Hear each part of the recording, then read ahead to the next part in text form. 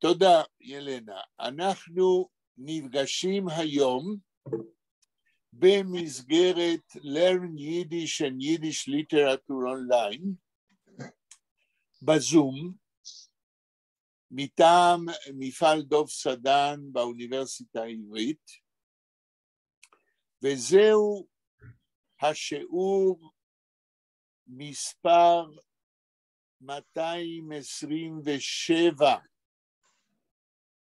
באופן מעשי, אבל אפרים ברקוביץ' שבימים האחרונים העלה את כל הפגישות שלנו, כל הפגישות המוקלטות, הוא העלה אותם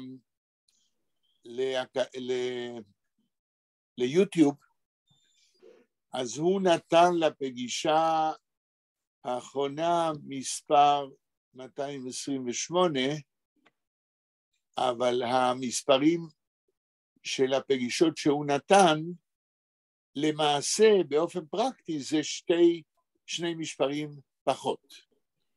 זאת אומרת, כשהוא העלה עד ל-228, למעשה הוא העלה לפי התאריכים, ולפי מה שאני מכריז בהקלטה, את הפגישה 226. לכן היום,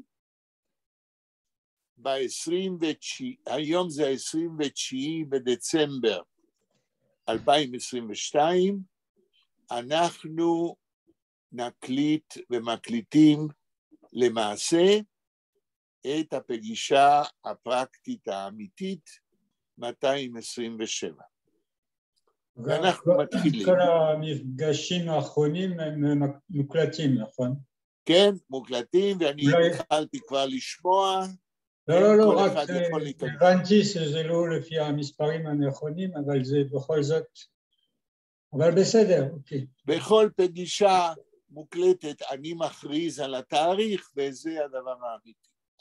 עכשיו אנחנו מתחילים בדבר שאני רוצה להקדים, לפני שאנחנו ממשיכים לקרוא את הביוגרפיה של מוישה לייב הלפר. הדבר שאני רוצה להקדים הוא לספר לכם על ספר שאני מתכנן לפרסם,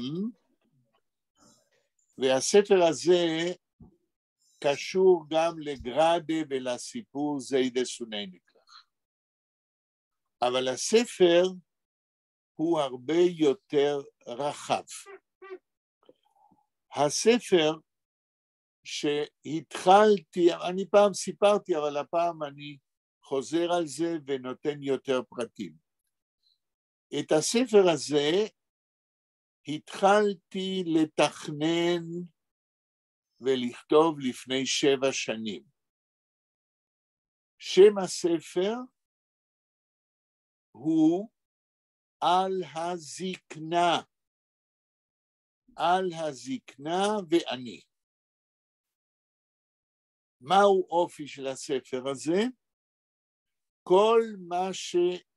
כל הפרקים בספר הזה עוסקים מבחינתי המחשבות שלי והזיכרונות שלי והניתוח שלי, מה זאת הזקנה, כי הרי אני כבר בן 81, ומותר להגיד שאני זקן. מהנקודה הזאת בחיי, אני משקיף על מהות הזקנה בחיי, אבל לא מנקודת הראות של מחלות ודברים כאלה שנוהגים לכתוב כשכותבים על הזקנה, אלא מנקודת הראות מה הזקנה תורמת להבנתי את החיים, ומהו מה הם הדברים הפוזיטיביים החיוביים שהזקנה עוזרת לי להבין בחיים האלה. ויש שם 10 פרקים. וזה שפה? סליחה? וזה שפה הספר? בעברית. התחלתי לתכנן את הפרקים של הספר כשמלאו לי 74 שנים, לפני 7 שנים, ובמשך 2 כתבתי כמה וכמה פרקים. אני לא אכנס עכשיו לכל הפרקים שכתבתי. יש לי תיק שבו אני חושב שכבר הקלדתי קרוב ל-300 עמודים, אבל הספר הרבה יותר גדול. ולמה אני מזכיר את הספר הזה היום? מכיוון שבשבוע האחרון אני הוספתי לספר 3 פרקים.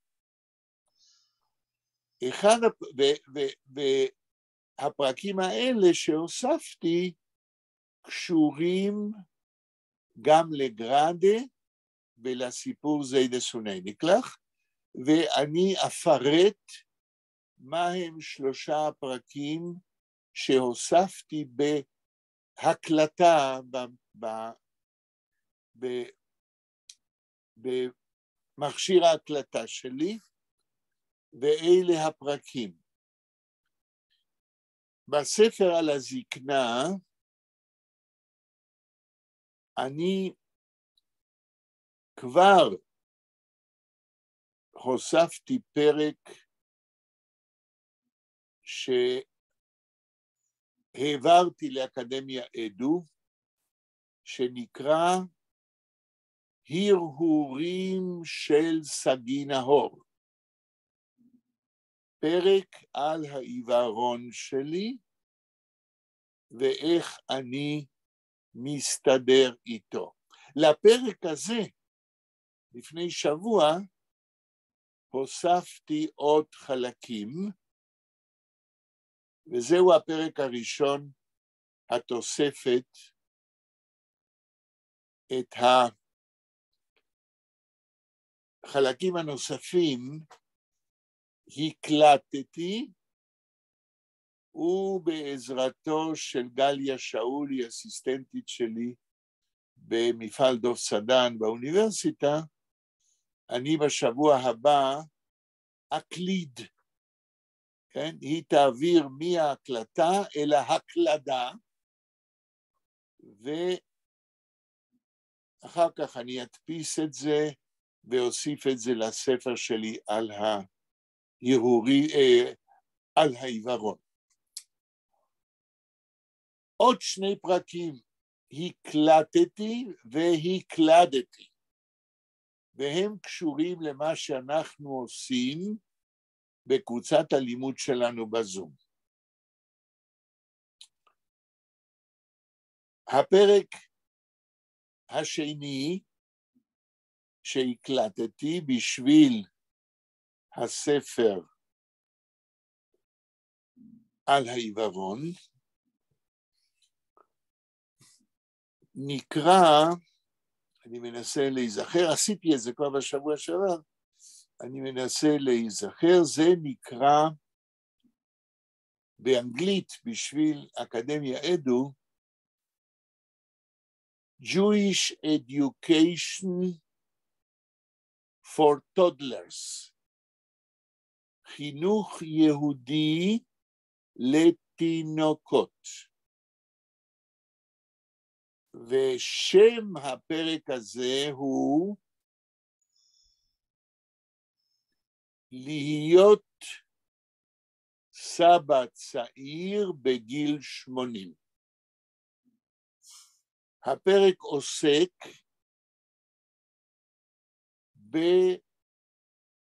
בהתוכניות שלי כסבא של גפן נכדתי שהיא כיום בת שנה וכמעט 5 חודשים,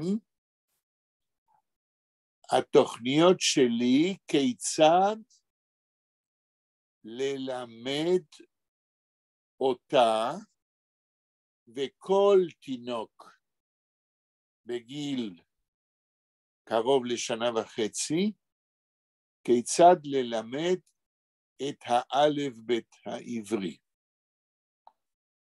אתם יכולים לבוא, דניאל וילנה, ולהגיד לי, מה, השתגעת? בגיל שנה וכמעט חצי שנה, שנה ו6 חודשים, אתה כתבת מאמר איך להתחיל ללמד לתינוקים את האלף בית העברי?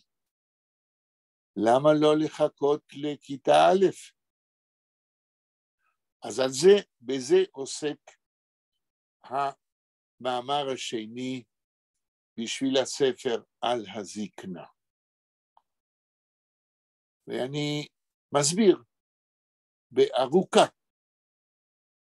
ויגיע רגע שאני אשלח לכם את המאמר וגם אסביר. המאמר השלישי שהוספתי לספר על הזקנה, והקלטתי אותו בשבוע שעבר, וגליה הקלידה אותו במחשב,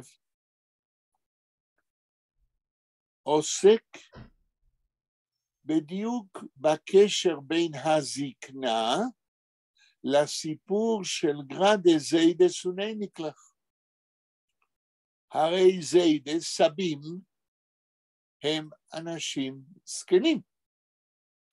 ואז נשאלת השאלה, מה אנחנו לומדים מהסיפור של חיים גרדה זיידה סוני נקלח, על החובה או הצורך של סבים כלפי הנכדים שלהם, גם בסיפור זיידה סוני נקלח וגם בימינו במסגרת החינוך היהודי.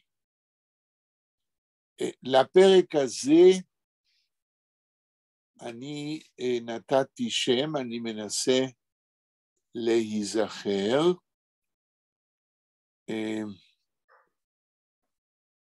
חיים גרדה וגורל העם היהודי. מה אנחנו לומדים מהסיפור זיידה סוני נקלח? על דעתו של חיים גרדה לגבי גורל העם היהודי. 3 הפרקים האלה בשלב מסוים בקרוב אני אשלח לכם, ואולי אנחנו נקרא את הפרקים האלה, כי 3 בסופו של דבר קשורים לחינוך היהודי של פעוטות, של תינוקות, מצד סבים שמעוניינים לעזור לנכדים לרכוש אוצר של קריאה וכתיבה בצעירותם התינוקית, שתשמש להם לכל ימי חייהם, ללא צורך לחכות לכיתה א' כשיהיו בני 6 שנים. הטענה המרכזית שלי בכל 3 הפרקים האלה היא שתינוק בן 1.5 שנה או בן 1 ו4 או 5 חודשים הוא כמו ספוג שלומד מהר, שמבין הרבה יותר ממה שאנחנו חושבים, ולכן צריך כבר מגיל צעיר של תינוקות לעשות מה שבחינוך ובפסיכולוגיה קוראים באופן מקצועי אימפרינט. אימפרינט, הפירוש הוא להניח חותם במוחו של תינוק של כל מיני מיומנויות, לחנך אותם לקראת המיומנויות בעתיד הקרוב, עוד לפני בית הספר, של יכולת קריאה וכתיבה דרך לימוד האלף בית העברי. האם דניאל וילנה רוצים עד עכשיו להגיב לפני שאני ממשיך? דניאל, מה אתה אומר על מה שסיפרתי? אני רואה יותר מה שלמדנו מגרדי, בעיה של משהו קונפליקט של ג'נריישן, של איך אומרים, תולדות. זה נכון, דניאל, אבל לא, זה לא סותר מה שאתה אומר, אבל נדמה לי שאגיד, לא יודע, אולי בצדק שצריך, סבא צריך ללמד לילד לקרוא, לכתוב, אם זה עברית, זה משהו אחר. אולי, אבל לפני זה נדמה לי שיותר, גרדי שם את הדגש יותר על זה של איך המסורת עוברת מהדור הזה לדור השלישי. יופי, אז יפה, דניאל, הבנתי מה שאתה אומר, ואני טוען, התהליך צריך להיות הפוך. לפני שהסבא מדבר על האידיאולוגיה שלו כיהודי, הוא צריך להקנות מיומנויות פרקטיות לתינוק של זיהוי אותיות האלף בית, יכולת לזהות את האותיות, לדעת את האלף בית, להיות מסוגל לקרוא ולכתוב.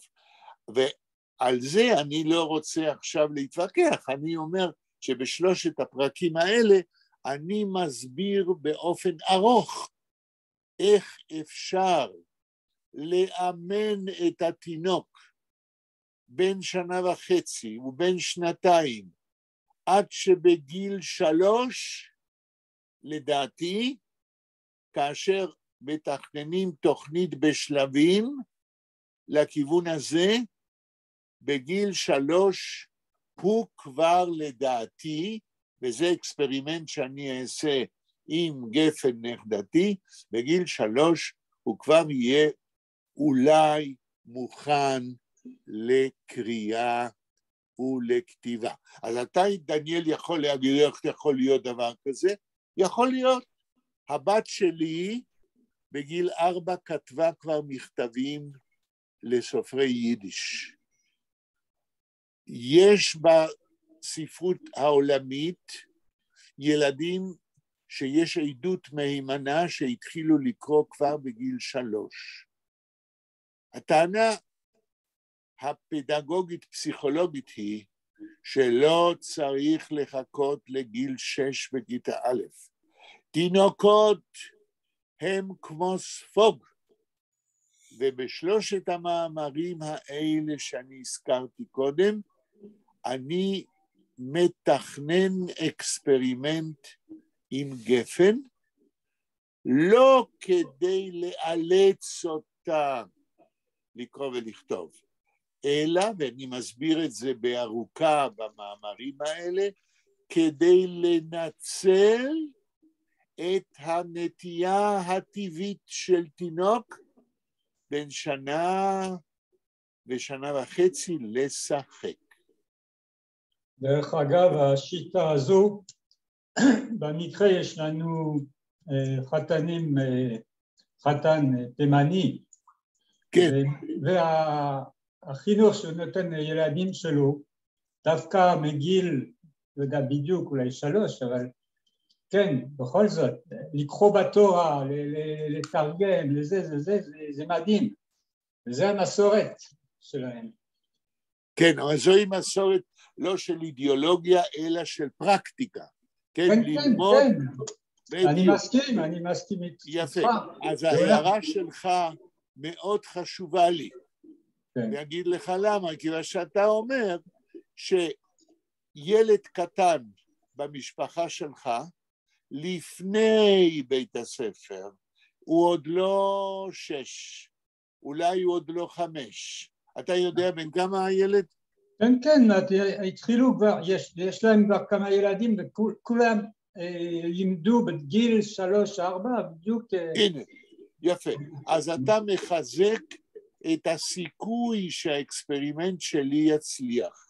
אני אמנם לא תימני, אבל תדע לך, דניאל, ותדעי לך ילנה, השם יחיאל הוא שם תימני. יש המון תימנים שנקראים יחיאל. אוקיי, ילנה, מה יש לך להגיד על מה שאמרנו עד עכשיו? אני חושבת שיחיאל אתה צודק, זה אפשר, זה השתמשו אנשים במשפחות ברוסיה גם, אפשר להגיע למטרה, להכין ילד לפני בית ספר לקרוא ולכתוב. יפה.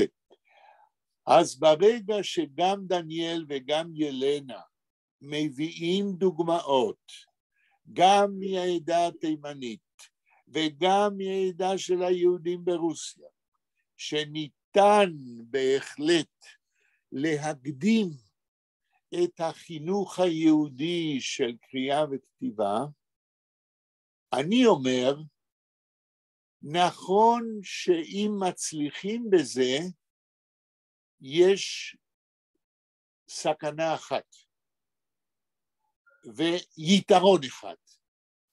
הסכנה בימינו, שזה הרבה הורים אומרים, למה תלמד את הילד כל כך מוקדם?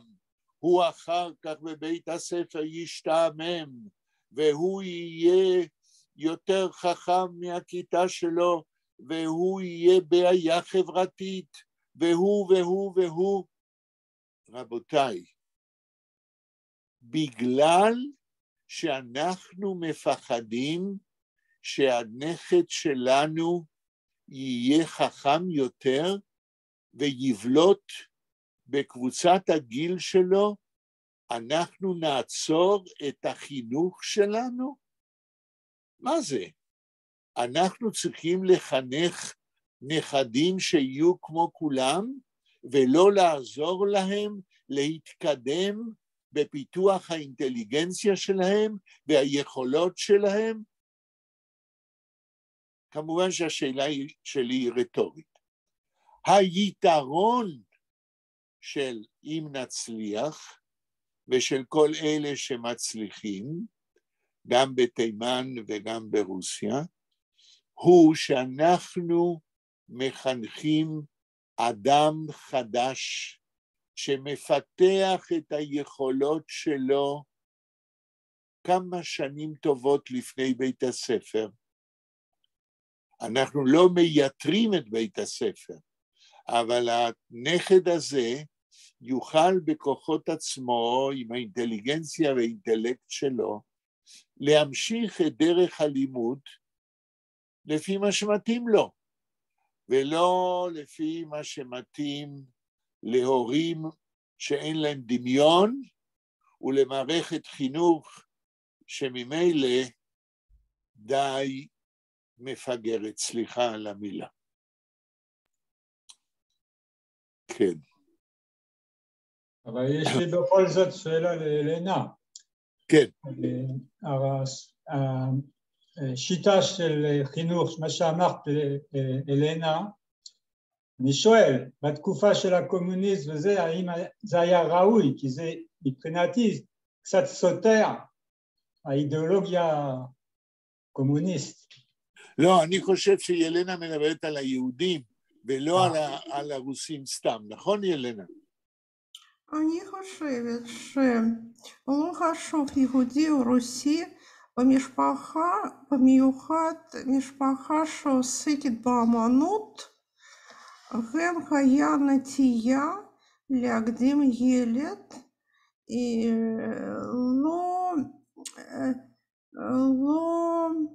חשבו שבית ספר חשוב חינוך במסגרת בית, זה אפשר לתת לילד כיוון יותר רחב, יותר מעוניין.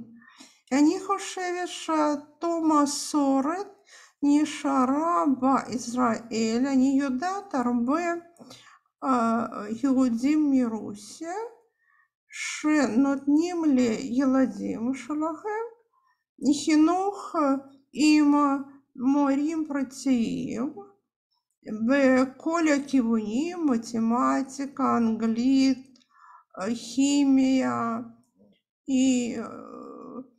רוצים שילדים שלהם קיבלו מקצוע יותר גבוה וחשובה שאפשר להשיג במקרה שבמסגרת רק בית ספר עירוני. יפה. ילנה, התשובה שלך מעולה. את אומנם אומרת שזה לא רק יהודים, אלא בכלל ברוסיה, ואני אומר לדניאל, לא כל משפחה ברוסיה, יהודית או לא יהודית, הם קומוניסטים.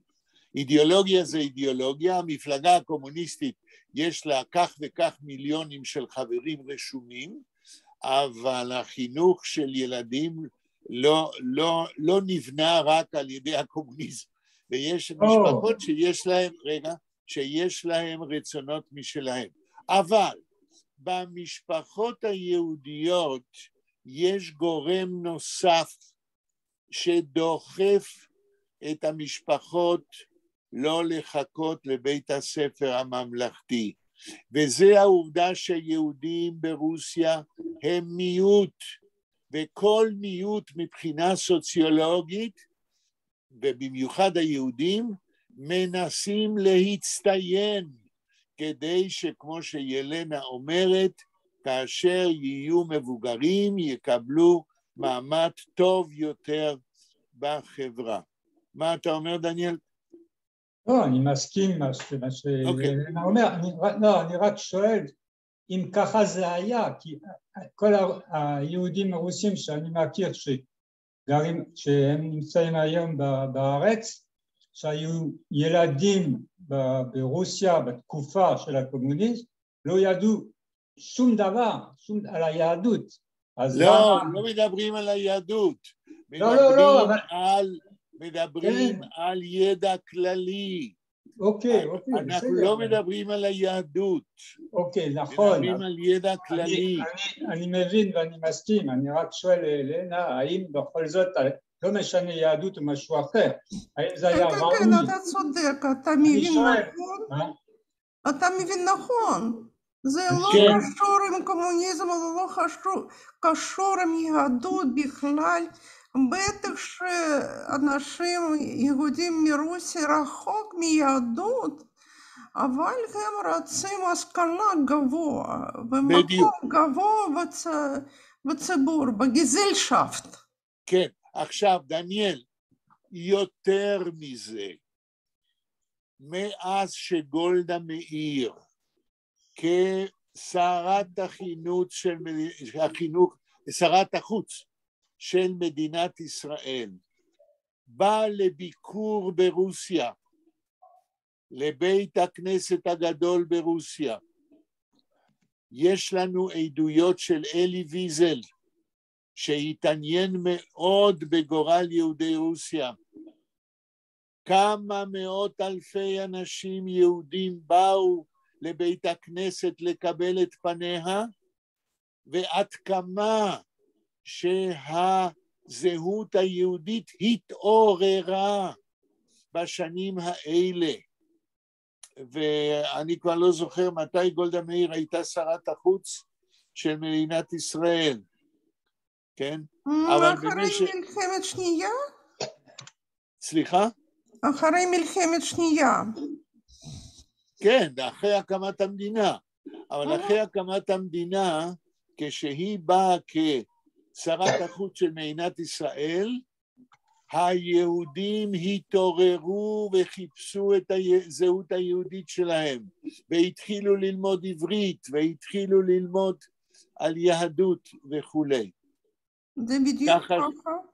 כן, ככה שאנחנו צריכים לחשוב על איזה תקופות אנחנו מדברים. זה לא דבר פשוט שכל הזמן היהודים לא ידעו כלום, אבל אחרי הקמת המדינה, אחרי ביקורה של גולדה מאיר, היהודים התחילו לחפש את הזהות היהודית שלהם.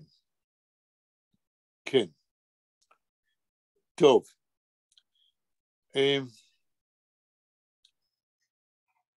אנחנו יכולים, אם ככה, לחזור לביוגרפיה של מוישה לייב הלפרין. את יכולה, ילנה, להגיד לנו, לקרוא הלאה את מה שגרינברג כותב. אוקיי, אז בבקשה, ילנה קוראת משפט בהמשך, ואני מסכם, מתרגם באופן כללי וממשיכים. כן. דניאל, אני קצת אחורה, אתה רואה איפה העכבר שלי? כן. קצת אחורה כדי להיזכר בקונטקסט. כן, כן, כן. יש סימן אדום, נכון? כן, כן. לא, קצת יותר למעלה. אוקיי. בבקשה. Noch 1912, wenn Halpern kehrt sich zurück in New York, gibt sich ersten an seine dichterische שפע. כן, אז בסיכום אמרנו שאנחנו עומדים בזה שכאשר מוישה לייב הלפרין חזר לניו יורק ב-1913, כתוב פה 12, כתוב נוח. זאת אומרת, ב-1913 מתחיל בעצם הפעילות הספרותית הגדולה של מוישה לייב הלפרין. הלאה. אני חושב ששפע מעברית. כן, שפע זאת אומרת, מה שהיינו אומרים ביידיש, פרוכטברקייט, הכתיבה הרבה הספרותית. מצוין, תודה. wird gewöhnlich zugerechnet bald zu den Dichter, wo seine bekannt mit der Nomen Junge. כן, וכבר דיברנו על זה, הוא מיד, כן, מצרפים אותו לקבוצת הסופרים, המשוררים המודרניסטים, הסופרים המודרניסטים בשם די יונגה, שזוהי קבוצה חשובה בתולדות ספרות יידיש באמריקה. כן. battelte sich in einem mit Moni Levin, Zisho Landoyen, לנדוי, כן. ריש אייזקלנדן, יוד אופטשן, דלת איגנטובן, אלף רבוי, כן. יוד סלונימן, אלף מן דילוניין, ואנדרה. אלה כל שמות של סופרי יידיש שהיו בקבוצה בניו יורק של די יונגה. הלאה. In alle Ausgaben von die Junge, zu welches kommt später zu euch Reib Levik, oberleut sein hilfiger Stimm, leut sein auf der Pathetigkeit wird sich Moshe Leib sehr wenig reingepasst in der künstlerischen Programm von jenem Dichter. כן, אז בקיצור מאוד, לדיונגה גם מצטרף הילייביק, שהוא אחד מהסופרים הכי חשובים גם אחר כך, ומוישה לייב הלפרין הוא קצת בולט כשונה מהקבוצה הזאת. תמשיך. Reich Island schreiben sich nur in 1912 in dem ersten Band Schriften an Abhandlung wegen die Junge, sagt wegen Moshe Leib Halperin. Halperin steht allein und zu ihm ist keiner nicht ähnlich. אוקיי, אז פה בא מחבר המבוא הזה, הביוגרפיה, ואומר, כאשר אייזלנד פרסם מאמר על דיונגה, על הקבוצה הזאת של מודרניסטים בניו יורק, הוא אומר על מוישה לייב הלפרין, שהוא כחבר בקבוצה עומד לבד, בנפרד מכל האחרים, ואף אחד לא דומה לו. זאת אומרת, גם בקבוצת דיונגה, מוישה לייב הלפרין לא הולך לפי המודה או הרוח של הקבוצה, אלא יש לו זהות מיוחדת עצמית, שלא דומה לאף אחד אחר מהסופרים בקבוצת דיונגה. כן.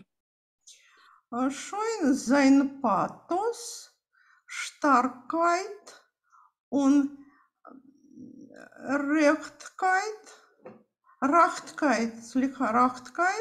Rachtkeit או רייפקייט? Rachkeit. איזה אותיות? ריש יוד יוד כף קייט. רייכקייט. אני אמרתי רachkeit. לא, זה רייכקייט. רייכקייט. מאוד עשיר. נכון. אין שפרח. לא עושר בשפה. כן. זאת אומרת, גם הפאתוס, כן? וגם האינטנסיביות וגם העושר בשפה של מוישה לייב הלפרין, כן?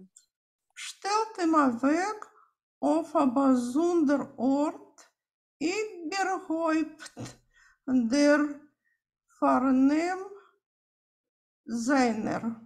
זאת אומרת, שגם האינטנסיביות בכתיבתו וגם העושר של כתיבתו מעמידים אותו בגובה גדול יותר מכל יתר הסופרים בקבוצת דיונגה. Breitkeit in Ton und Reichkeit in Fantasie und Bilder vermogen noch Meister. כן, אז אומר אייזלנד במאמר שלו, שעושר כזה בשפה ודמיון פרוע כזה, יש רק למי שהוא מייסטר, למי שהוא גדול הסופרים בכלל. פרמוגן, רכוש... פרמוגן זה שיש ל... כן. רכוש שלו. רכוש שלו, כן. In zweiten Buch, Schriften, was der Schein in 1913 druckt Moshe Leib Halperin sein Poeme in der Fremde. זהו, אז בכרך השני של כתבי מוישה לייב הלפרין, הוא מדפיס פואמה בשם In der Fremd. בעברית היינו מתרגמים את זה בניכר, במקום זר. תמשיכי. Schön Niger in sein Essay Roman und Romantism, geschrieben in 1913, stellt sich ob und zittern die Poeme wie ein Beweis von der herbsten Scheinkeit von der untergehenden Welt. אוקיי. שין ניגר, עכשיו מחבר הביוגרפיה מצטט את שמואל ניגר.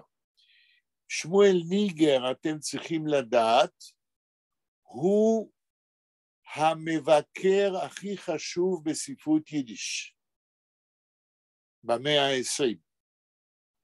ושמואל ניגר ב-1930 כותב על מוישה לייב הלפרין, כן?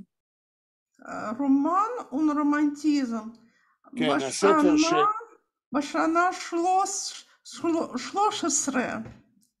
ב-13, לא 30.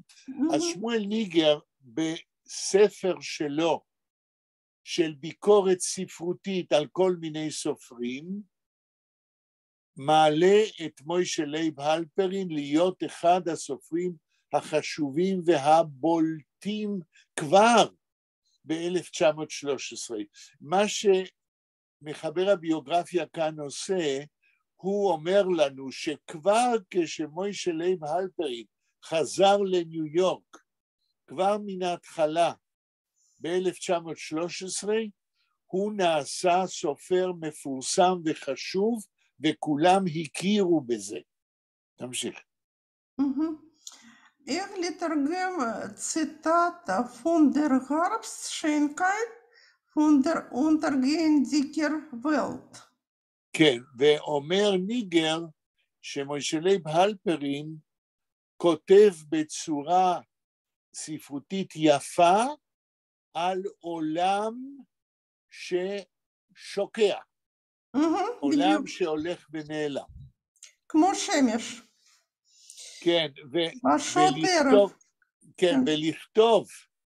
ולכתוב על דבר שהולך ונעלם בצורה יפה, זה מה שאנחנו אומרים אוקסימורון. איך אפשר לכתוב יפה על הכיעור, על דבר מכוער, על דבר שנעלם. בזה שמואל ניגר אומר שמוישה לייב הלפרין סופר גדול, שהוא תופס בצורה ספרותית יפה את המוות של עולם. כן. זה כמו לכתוב יפה על המוות. תמשיך. תודה. In 1915 druckt Halperin in dem Journal Literatur und Leben sein Poema Yitzhak Leibush Peretz, geschrieben bald noch Peretz's Toit. כן, אז אומר אליעזר גרינברג, מחבר הביוגרפיה, שב-1915, כן, מוישה לייב הלפרין כותב מאמר על יוד למד פרץ, שהוא אחד מגדולי סופרי יידיש, באותה השנה שיוד למד פרץ מת. זאת אומרת, מוישה לייב הלפרין מגיב מיד אחרי מותו של יוד למד פרץ על גדולתו של אחד מהסופרים הקלאסיים בספרות יידיש. כן. מה הוא אומר על פרץ? Warum jener Zeiten veröffentlicht sein Gassenpoiker und Gassen מה? Poiker איזה אותיות? פויקר, מי זה גסן עושה? פויקר, המתופף מן הרחוב. זה שם של בדיוק. שיר. כן, טוב. Und bald nachdem sein lange Poeme Pan יבלונסקי. Jablowski. זהו, אז מה, Und יבלונסקי. andere Lieder. לא, עד פה. כתוב פן יבלובסקי, כן? כן, בדיוק. אוקיי. מה שאליעזר גרינברג מצטט זה יצירות של מוישה לייב הלפרין, יצירות חשובות. ואחת מהן זוהי הפואמה פן יבלובסקי, שאני סיפרתי לכם בפעם שעברה על הפואמה הזאת. על פולני שהיגר מפולין לניו יורק ועבד כמלצר בבית קפה. ואמרתי לכם בפעם שעברה שגם מוישה לייב הלפרין עבד כמלצר תקופה מסוימת בבית קפה. אבל בפואמה פן יבלובסקי מנצל מוישה לייב הלפרין את הניסיון שלו כמלצר, וכותב לא על עצמו, אלא על פולני שעזב את פולין, הלך אל הגלות מבחינתו של הפולני, והפך למלצר עני ועצוב בבית קפה. זאת אומרת, מוישה לייב הלפרין כתב פואמה מתוך הניסיון שלו כמלצר בניו יורק, אבל הוא הזדהה, הוא נכנס לתוך המוח והרגש של פולני שחי בניו יורק וזוכר את חייו הטובים בפולין. אבל ברגע שהוא עזב את פולין, הוא חי חיים עלובים, חיים עניים כמלצר בניו יורק. כן. יחיאל, מה אתה יודע עבור גסן פויקר? את שואלת מה השיר הזה? כן. אנחנו, כדי לדבר על השיר הזה, נצטרך לקרוא אותו. אני כרגע... אני מסכימה. אוקיי, הלאה.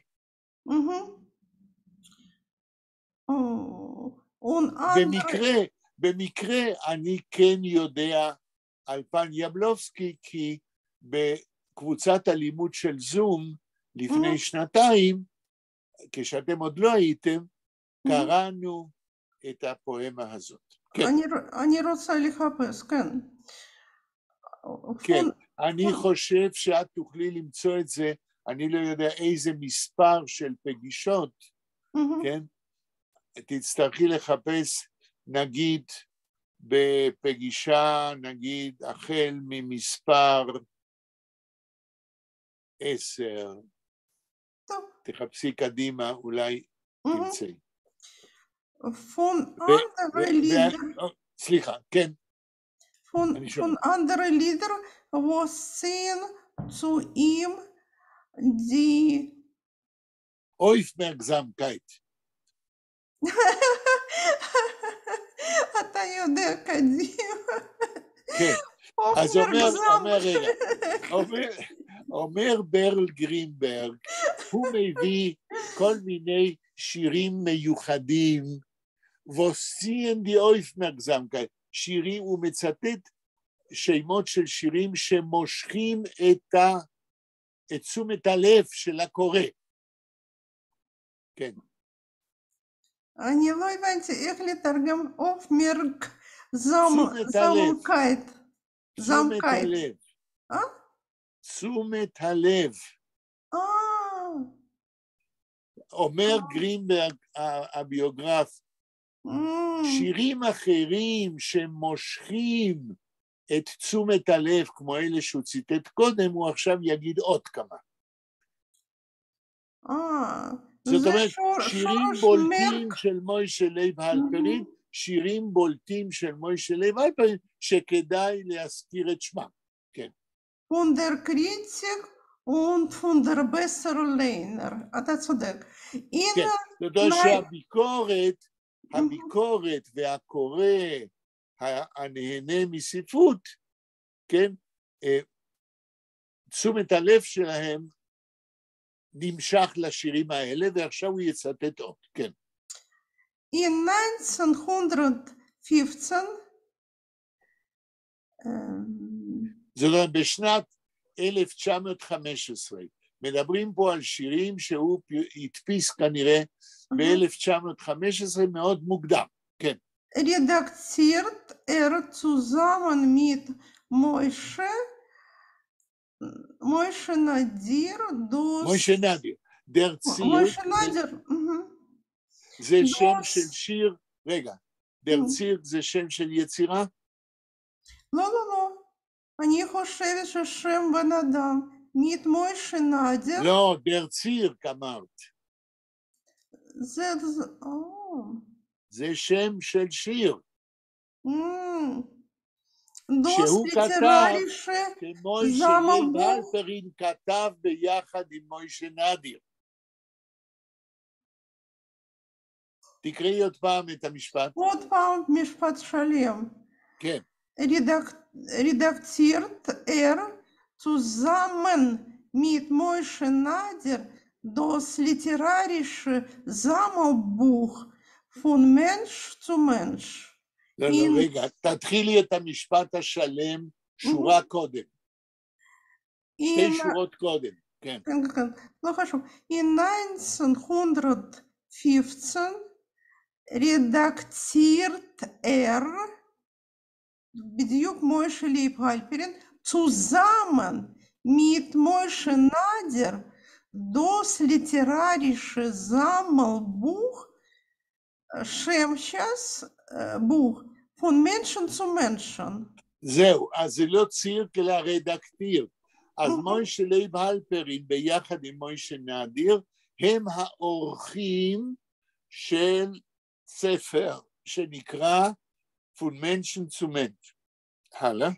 In 1916 redaktiert mit Menachem Boreisho? Menachemen. Сейчас будет שם בוך. East Broadway. East Broadway. אז בשנה אחר כך, ב-1916, הוא עורך ספר אחר ביחד עם מנחם מי? לא כתוב שם, רק שם משפחה מנחם מן.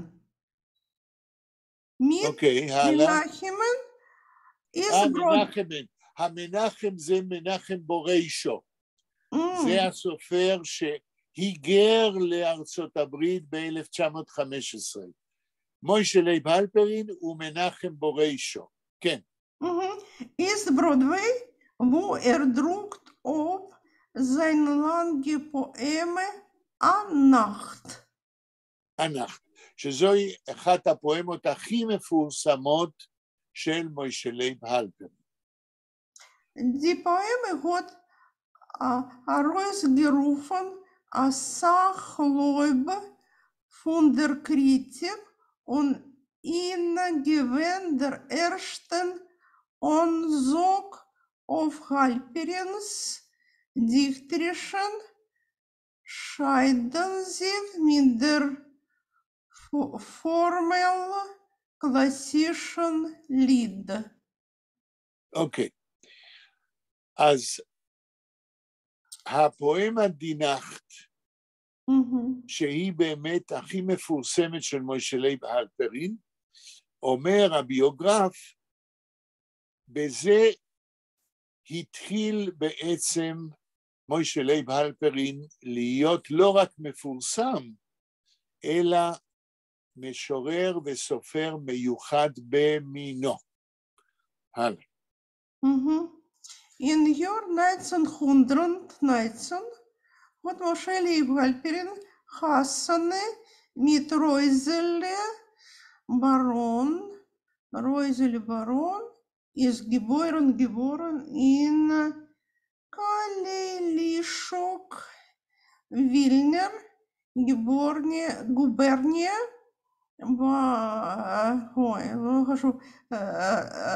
Reb Moshe und Chaya Sarah Baron. אוקיי, זאת אומרת, ב-1919 משה לייב אייבכם מתחתן עם רויזלה ברון, הוא מתחתן, תמשיכי. Das ist gewesen wichtige und freudige Geschehnis. זה היה מאורע, אומר הביוגרף, מאורע חשוב ומשמח. Geschehnis in Moshe Leibs Leben.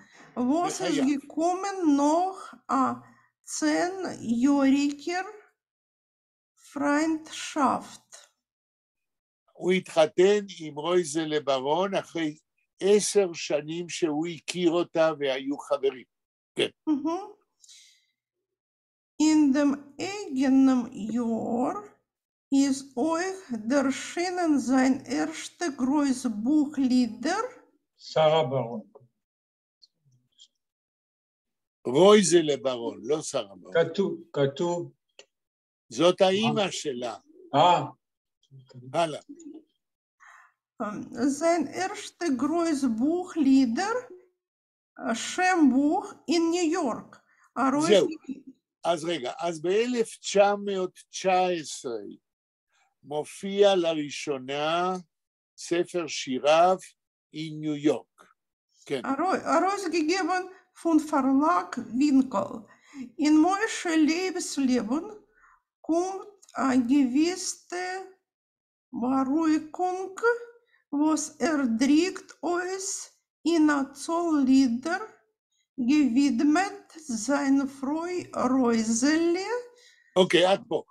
אחרי החתונה, אומר הביוגרף, החיים של מוישה לייב הלפרין נעשים שקטים יותר, והשקט הזה שהחתונה מביאה לו, בא לידי ביטוי במספר שירים בספר in ניו יורק, שהוא מקדיש לאשתו רויזלה. כן. אני חושבת שעכשיו הולכת רשימה שירים. כן, אני מחפש, ילנה, אני מחפש כשתמשיכי לקרוא, האם הוא יזכיר את השיר סלוט. אז בואי תקראי ונראה. לא. Mein Leben in a wilder Westerkrieg, und wie der Schönheit von der friedlichen Abend kommt deine Stillkeit über mir und ruhig wird mein Herz. רגע, זה ציטוט של שיר? לא, אני כל הזמן יש נומן שיר אחרי פסיק, נומן שיר אחר. אז מהו השם הראשון של שיר? Mein Leben in a wilder Westerkrieg. זה חיי בעולם פראי, במלחמה פראית ושוממה. השיר הבא, מה השם שלו? תשימו לב לשמות השירים. השיר השני? Unwiede Schenkein von a Frühlingsabend. מה שתי המילים הראשונות של השם? Unwiede Schönheit. אוקיי, כמו היופי של ערב באביב. כן. השיר השלישי, מה השם? Kommt deine Stillkeit über mir. בא השקט שלך או שלך מעליי. עוד שם של שיר? Und ruhig wird mein Herz. וליבי נעשה שקט, רגוע. עוד שם של שיר, Und guter Zoe, וטוב כך, עוד שם של שיר, als es will sich ausstecken, die Hand, אז es wird sich מה? ausstrecken, die Hand. עד כדי שרוצים למתוח את הקירות. עכשיו ילנה, אני חושב שכל לא אלה... קירות, hand, ידיים. hand. אוקיי, אני חושב, ילנה, שפה הרשימה של השירים, זה השירים איפה שהוא רגוע יותר, ומקדיש לאשתו רויזלה. בדיוק in New York, כן. כן. In Jahr 1921 gibt uns zu der Scheiner in New York die tägliche kommunistische Zeitung Die Freiheit. זהו. אז עכשיו ב-1921 אומר הביוגרף של מוישה לייב הלפרין, מתחיל להופיע עיתון מאוד ידוע בניו יורק, עיתון קומוניסטי בשם די פרייהייט. העיתון הזה התקיים בניו יורק עשרות בשנים, ומוישה לייב הלפרין כנראה הדפיס שם. בואי נראה מה אומר הביוגרף. פרייהייט זה חופשיות. חופש, כן. חופש. Und Halpert wird dort ein ständiger Mitarbeiter. ומוישה לייב הלפרין הופך לעובד תמידי בעיתון הקומוניסטי די פרייהייט. אתם זוכרים שאמרנו שמוישה לייב הלפרין היה סוציאליסט, אז בשבילו לעבוד בעיתון קומוניסטי ספרותי, הדרך קצרה ביותר. הלאה. Zum ersten Mal kriegt für sein Lied einen großen Laserolem.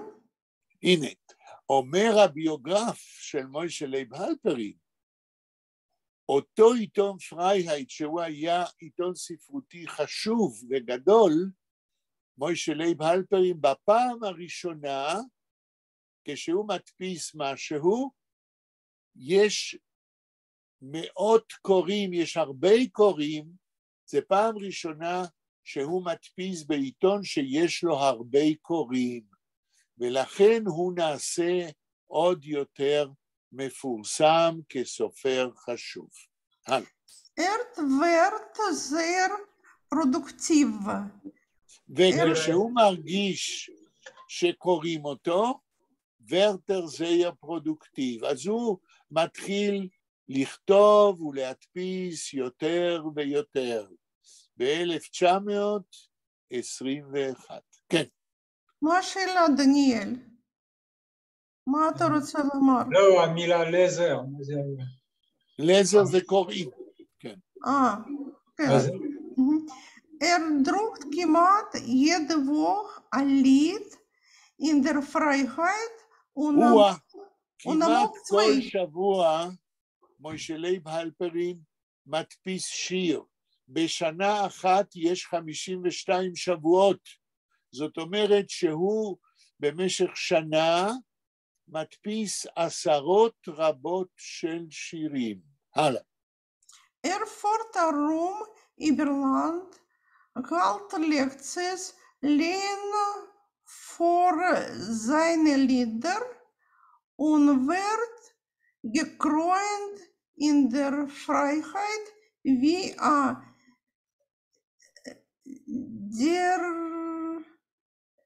der größer proletarischer Dichter. אוקיי. פעילותו בדי פרייהייט היא לא רק בפרסום שירים כמעט כל שבוע, אלא מכיוון שהקוראים שלו מתחילים להכיר אותו יותר ויותר, מכריזים עליו שהוא המשורר הפרולטרי הגדול ביידיש, והוא מתחיל לנסוע בכל ארצות הברית, להקריא את השירים ולתת הרצאות. In 1922 werd einer von den Redaktoren von dem literarischen Journal Otem. מה שם הז'ורנל? Otem, נשמה.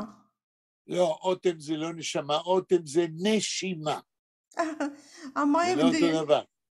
כן, אז ב-1922, מוישה לייב הלפרי, שהתחיל, כן, לכתוב הרבה ולתת הרצאות, הוא הופך לעורך של כתב עת ספרותי שאני לא מכיר בארצות הברית, בשם אוטם, נשימה, שנושמים. כן, כן. בלי נשמה אין חיים, כן. כן. זה ספרותי או פוליטי? זה נראה יותר פוליטי. ספרותי. כן.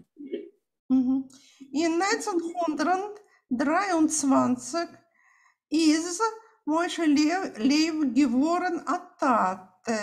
Es ist geboren sein Ben Yochid Isaac. אוקיי. ב-1923, 4 שנים אחרי שהוא התחתן, הוא הפך לאבא, וקרא לבן שלו אייזיק. כן. In 1924 erscheint sein zweiten Buchlieder Die Goldene Pave. ב-1924 מופיע ספר השירים השני שלו, Die Goldene Pave, הטווס מזהב. אתם רואים שהביוגרפיה של אליעזר גרינברג עוקבת אחרי משה לייב הלפרין ופעילותו שנה אחרי שנה אחרי שנה, ביוגרפיה מאוד מפורטת. תמשיך. כן, אני מציע קודם לקרוא ליד שיר משה לייב הלפרין זרחי, זה ליד אחרון מגולדנה פאבה. יפה. האם את רוצה שנקרא? בטח, אני מאוד רוצה. מתחילים. לקרוא עכשיו? אנחנו מפסיקים קצת את הביוגרפיה וקוראים את השיר. רגע, אני צריכה לקפוץ. כן. רגע, אני צריכה... אני פשוט חושב שאת מסכימה שנעשה הפסקה מהביוגרפיה ונקרא את השיר.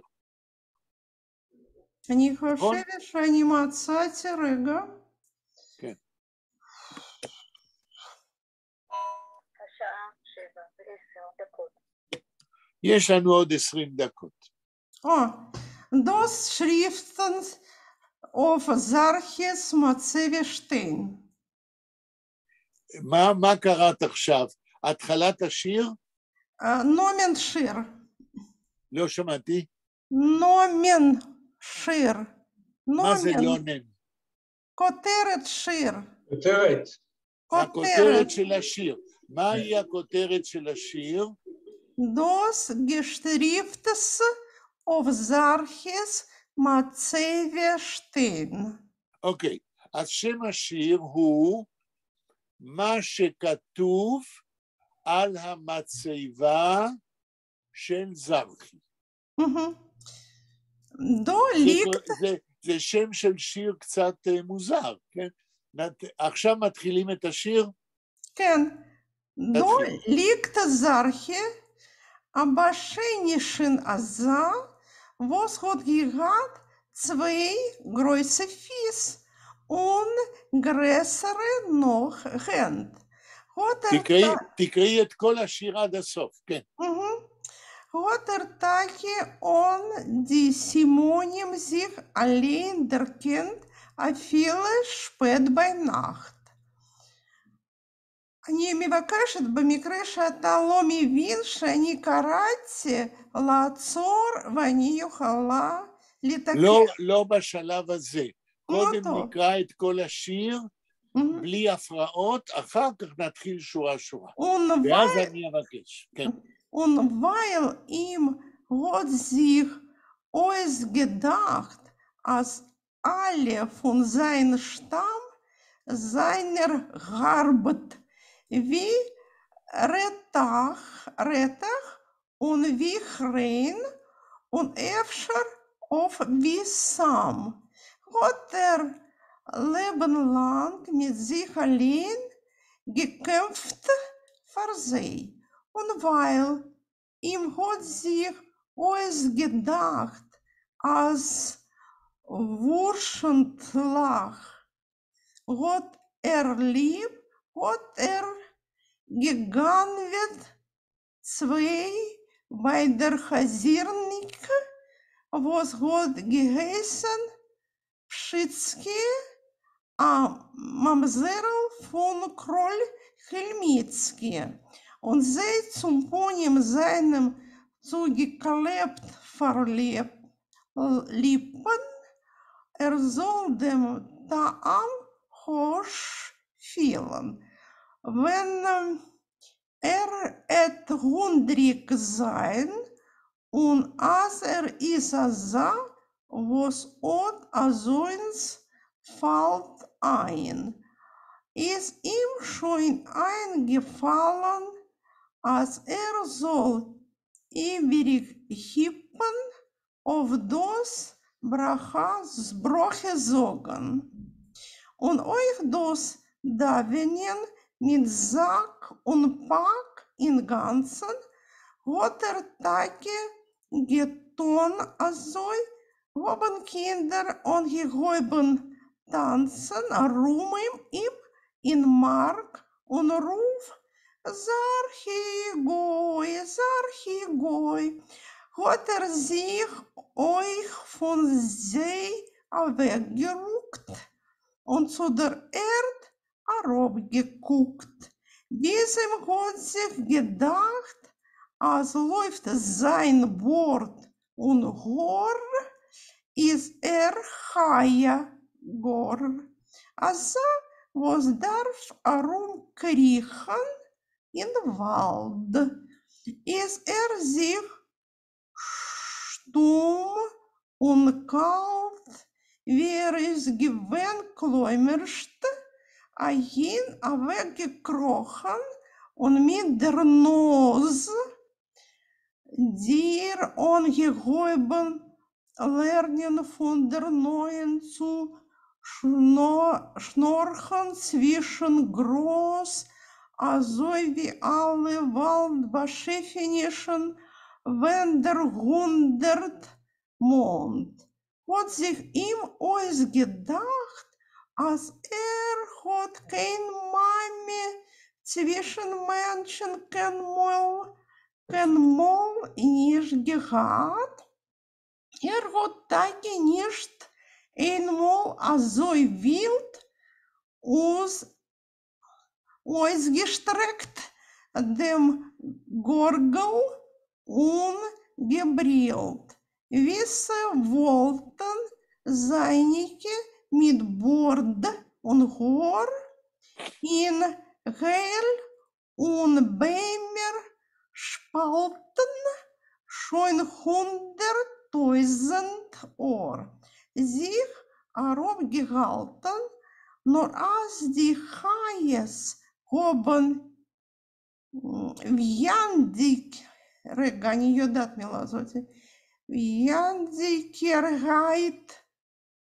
Viandigkeit sich umgekehrt von ihm und sich weggedreht, wie wollte im Ganzen nicht gewinnt, hat doch damals schon gesehen, als es euch im Wald mit sich allein hat aufgehoben sich in ihm als gewinn, als es hat ihm ausgedacht, der Himmel klogen über sich und unter sich die Erde. Nur als hat die Fies die eigene und Hand beguckt und wieder sich erkennt, hat wie oft Teuten schon auf sich geklagt und was hat gesagt, dass doch ich allein, ich Sarchi, was nicht ich bin Asa, was ruft sich und ihr, und nicht ich bin Asa, was ruft sich on Agoi, und was ich bin Asa, viele nicht, man soll mich können annehmen, hoch, Farachaya, und demult, wie es heißt, hat Tage sich wegen die Kahin und Krieg gejammert so lang, bis ist wie ein Mensch zum Sterben krank geblieben liegen stumm, und als ist noch dem in der Zeit darum gestorben Tage, und es ist keiner nicht gewesen, wo soll ihm untun das Teutenkleid, hat wie durch Akischow, heißt es, Teuterheit, geschlebt sich beim Livonenschein allein, zu legen sich aher in oder Grube rein, wo seine Tränen verwandelte in Robben, haben mit die Schnobeln vor ihm ausgegraben. Und als Tage Sarche nicht schlafen bei Nacht, soll prüfen der Zell von was tracht. Se brummt der Jam durch Fenster rein, da sie ihm äußern rekam. אני חשבתי כן. שיר נגמר במילה ausgegraben, אבל אני טעיתי. Und sie kann Sarchi nicht schlafen bei Nacht, soll prüfen der Zellen von was tracht. Sie brummt der Jam durch Fenster rein, da sie ihm aus, wenn hört sich ein, als das brummt die Welt von dem Schlaf Arois, таите.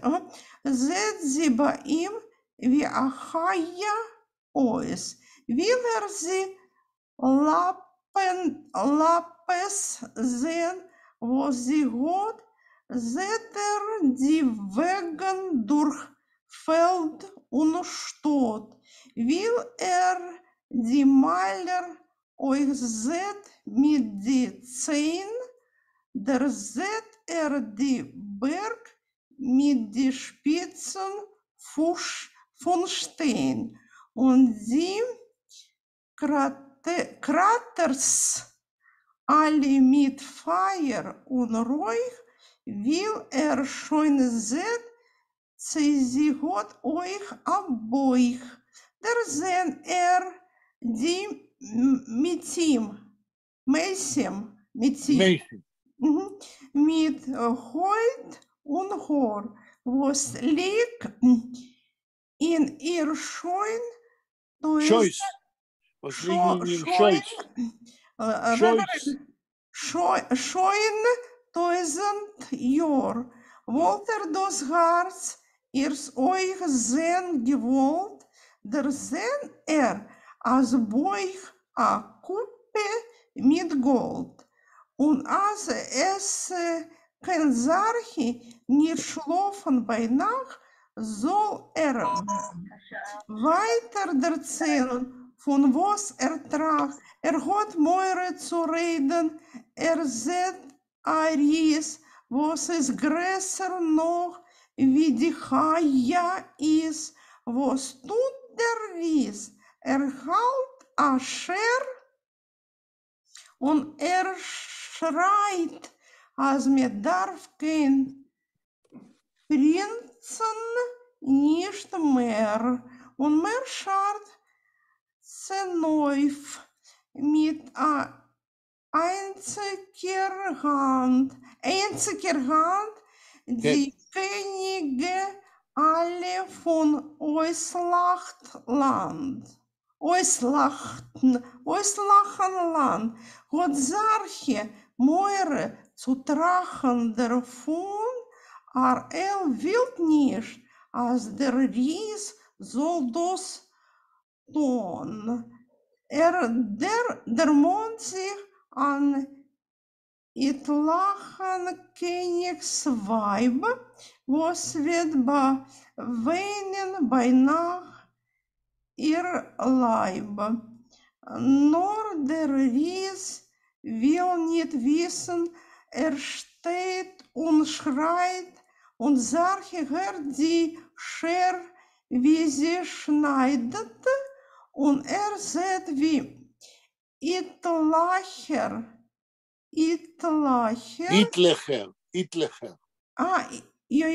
Itlecher König bleibt stehen, mit die Hand beim sich und mit Gewinn. Und als mit Sarche nicht schlafen bei Nacht, soll weiter erzählen, von was tragt. Glaubt schon die eigenen Augen nicht, nur der Schnitt auf der Haie der Welt ist Schnitt, und ist Dach der Bäume, was es oft weit, und ist das Herz, was der Ries zerschneidet, und ist ihr einzig Augen im Kopf, die Sonne wird nimmt von Himmel herab. Noch als Sarche sieht, wie die Haie ist tot, und der Ries, wie von Beheime, die heut nimmt euch den Himmel herunterziehen, kann schon mehr nicht gucken hin. Wart bloß zu hören dem Donnerknall von alles, was wird euch tun, zerfall. Wart bloß die Kuppe mit Stäube zu der Sehn von alle und alle, was ist euch gewinnt. Так. אני רואה שיש סוף. Und als kann Sarche nicht schlafen bei Nacht, soll weiter erzählen, von was tragt. Es tragt schon Sarche von gar nicht mehr, so wie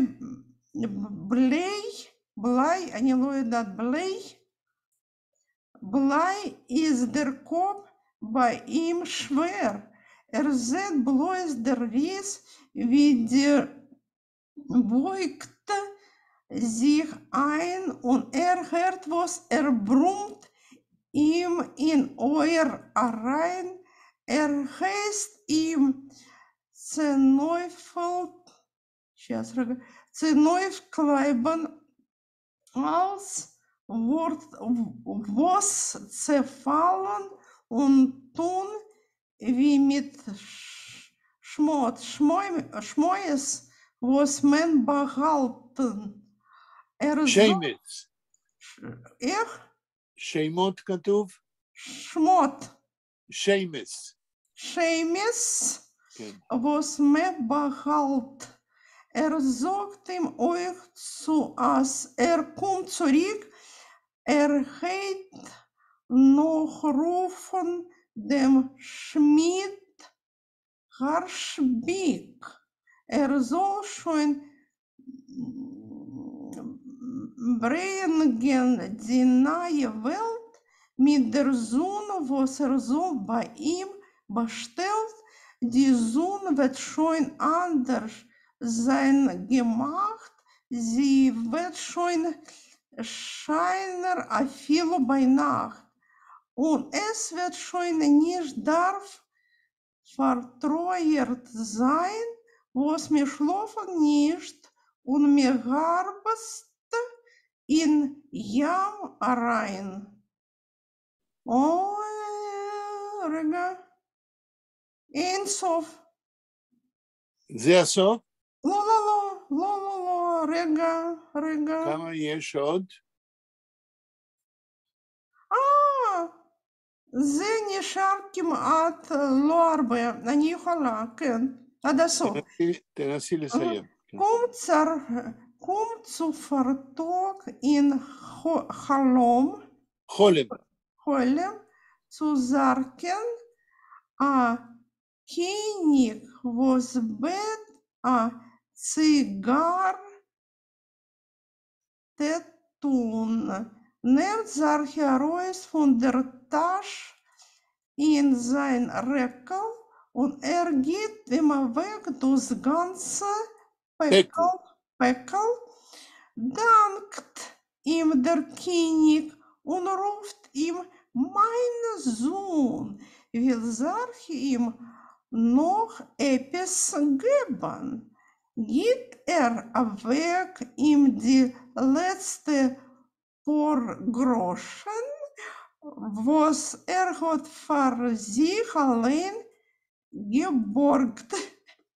Wünscht ihm der König, soll Gott ihm geben, gesund und Parnasse, wie lang will leben. Der Pfarr, was hat ihm euch besorgt, mit der Geld etwas anzubeißen. Schreibt solche an Adresse dem König, wo man kann bekommen Bulke mit Schmand und Kaffee in größer Teppel mit Kuchen, Stickel und mit an Äpfel. Mata יודע. Und man kann euch mit dem Kopf auf der Hand sich zu sparen dort, ob man will nur. Verhäuft sich der König sein Mantel dem Alten und rückt sich die Krone gegen Wind herab und mit Knöpfen und Häusern, wo seinen zerrieben, läuft so wie von Schädim getrieben. Schädim. Sie anzustappen dem narischen Krop mit alles, was man wird ihm erlangen. Guckt ihm solche Nuss, bis sieht ihm schon mehr nicht und hört sich ein zu dem Jam, was schreit und guckt auf dem der Sohn, was geht auf den Himmel und auf dem grünen, glanzigen Schimmel, was der Jam hat auf der ganzen Weid zum Breck herausgeworfen. Sof. Ist Sof Golde Pave. כן. Golden Pave. אוי. טוב, השיר הזה מיוחד במינו. את יכולה במשפט אחד להגיד מה הבנת, לפני שאנחנו מתרגמים, לפני שאנחנו מנתחים, כן? אני הבנתי שזה סאטירה. סאטירה על מה? את בן אדם רגיל, כן? שמחשבות שלו רחוק ממציאות, כן? כן. אולי אני לא הבנתי כלום. אני יכולה לומר בהגינות. כן. טוב, ישר. דניאל, אתה יכולת לעקוף קצת אחרי קצת אני השתדלתי מילה, זה היה קשה לי, זה היה משמעות. אני יודע. אבל איזה רושם זה השאיר לך, לפני שאנחנו מתרגמים ומנתחים? קשה לי, כי המשמעות הכללית זה לא ברור, אני התרכזתי על המילים וזה לא, המשמעות הכללית וכל הדברים האלה לא ברור לי. כן.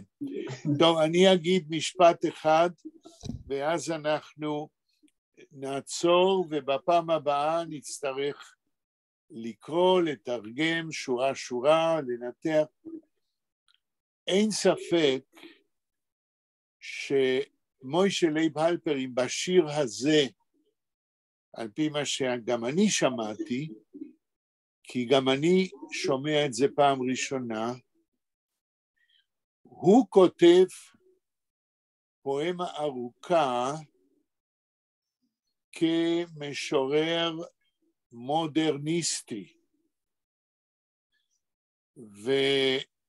ומשתמש לא מעט באבסורד.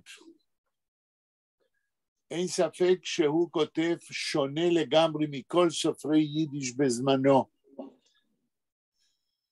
וזה מעניין לקרוא ולתרגם ולנסות להבין את השיר. ואני בטוח שיש מבקרי ספרות שכתבו על זה, אולי אפילו בביוגרפיה של גרינברג, בהמשך, כשנקרא, אולי הוא יגיד על זה משהו. אני מודה לילנה שקראה טוב מאוד, ואני חושב שזה שאני נותן לה לקרוא בלי להפסיק אותה, זה משפר את הקריאה שלה ביידיש.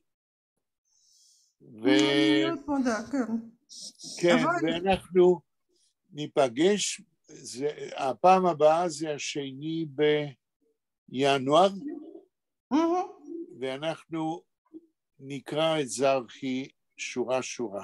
איזה שנה הטקסט? מה אתה אומר? אני שואל באיזה שנה הטקסט הזה? 1924. נתפס. אני לא יודע מתי הוא נכתב, אבל כנראה בסביבה הזאת. דניאל, אני שלחתי שיר הזה לכל המשותף שלנו, עם תרגום לאנגלית, אבל זה אני לקחתי מקפה יידיש, אבל בן אדם שקורא שיר הזה, זה קורא לא פחות מחצי שיר, ואני חשבתי שזה שיר שלם. ודאי. לקחתי הכל תרגום מיוטיוב, תרגום אנגלית, עשיתי תיקונים, לקחתי מגולדן... אז ביום שני, ילנה תסביר לנו את זה, ואנחנו כדרכנו נקרא שורה, נתרגם וננתח. אנחנו מאוד מרוצים, כן, מישהו שלך. יופי. אז להתראות ביום שני, ותודה רבה על הסבלנות. תודה רבה. תודה. אפשר לסגור את ההקלטה. אני צריכה לומר, דניאל, ביום שני